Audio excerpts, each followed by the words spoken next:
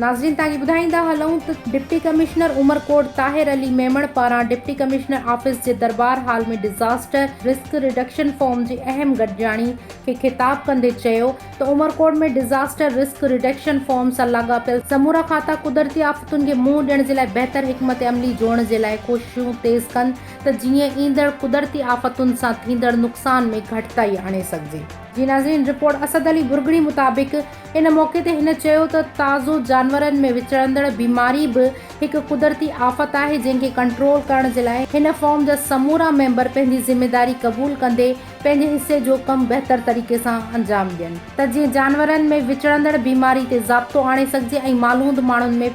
पैदा थींदड़ बेचैनी खे ख़तमु करे सघिजे। इस्पतालुनि में डॉक्टरनि जी मौजूदगी खे यकीनी बणायो वञे छाकाणि त हिन खिते जे अक्सर आबादी जो गुज़र सफ़र चौपाए माल ते आहे। इन सां गॾोगॾु एमरजेंसी नंबर पिणु जारी कयो वञे। इजलास में लाइव स्टॉक खाते doctor Ganesh, additional deputy commissioner 1 Syed Kabir Mohammad Shah, DHO doctor Arjun Kumar Maheshwari, deputy director ज़राअत हुसैन बख्श खासकेली,